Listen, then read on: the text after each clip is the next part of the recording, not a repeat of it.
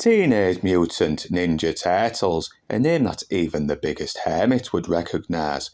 A franchise that started off as a comic book series in 1984 by Eastman and Laird, parodying the gritty style made popular during the 80s by Batman's The Dark Knight Returns and Daredevil's Born Again, before becoming a hit on the toy market.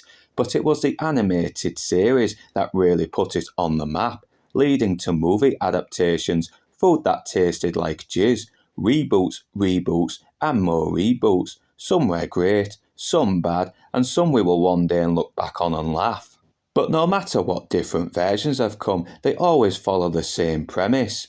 A plucky, attractive reporter named April O'Neil. No, not that one, whatever the fuck that is.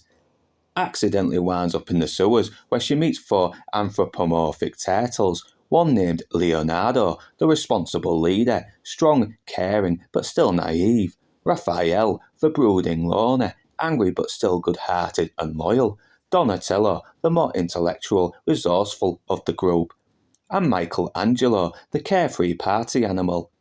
And they are fathered by a rat named Splinter, their wise old master, who after being abandoned in a sewer in New York, end up coming into contact with a mysterious ooze, leading them to appear almost human-like, talking and even growing in intelligence, and over the years are trained by Splinter to become ninjas who later become mortal enemies of an ancient crime syndicate known as the Foot, led by the evil Shredder. Weird, I know, but it's the charming characters and the fun premise that has kept it popular over the last 40 years.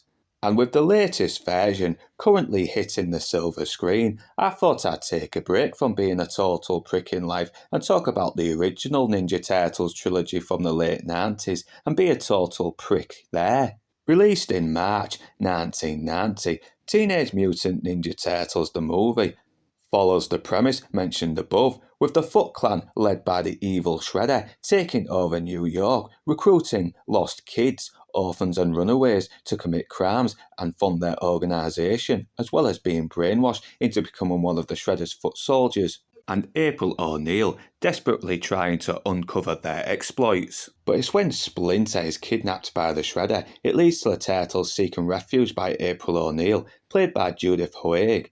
Will the Turtles stop the Foot Clan and the evil Shredder and rescue Splinter in time before it's too late? If I had to complain, the Turtles don't really do much when Splinter is kidnapped. Ralph is pretty much the only one telling them that they should be out looking for them, and the rest just sit and wait, with the Foot Clan coming to them.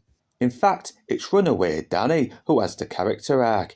He's a troublemaker, rebelling against his strict dad, but after he befriends Splinter, it's when he sees the Shredder for who he really is and redeems himself, rescuing Splinter with the help of Casey Jones and even making amends with his dad.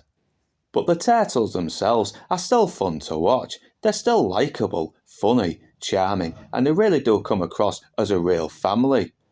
Judith Hoag convinces as no-nonsense reporter April, thanks to the advice from much-missed comedy legend Robin Williams, who was a fan of both the comics and the TV show, and it makes me miss the bastard even more.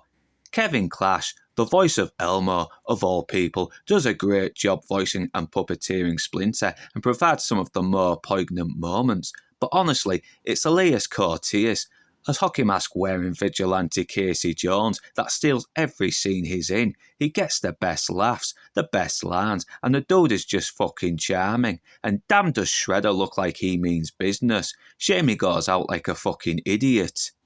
But credit to the stuntmen, still pulling off some awesome fight scenes in those heavy costumes, and the puppeteering, animatronics and costumes still look awesome to this day, thanks to the work of the late Jim Henson. And I just love the dark, gritty feel to it. It adds a touch of realism to the more fantastical elements. Despite the fact the idiots in the major studios refused to fund this, it still seemed to have done well thanks to a less-known studio that would later become New Line Cinema. Yes, it's dated and is definitely a product of its time, but there is still a charm that always brings me back for that sweet, sweet nostalgia. And that's it for Teenage Mutant Ninja Turtles the movie. Join me next time for Teenage Mutant Ninja Turtles 2, The Secret of the Ooze, and Teenage Mutant Ninja Turtles 3, Turtles in Time. And whether you beautiful bastards are Northern English or not, thanks for watching, and do remember to like and subscribe. But right now, that's me done, and I'm off to the pub.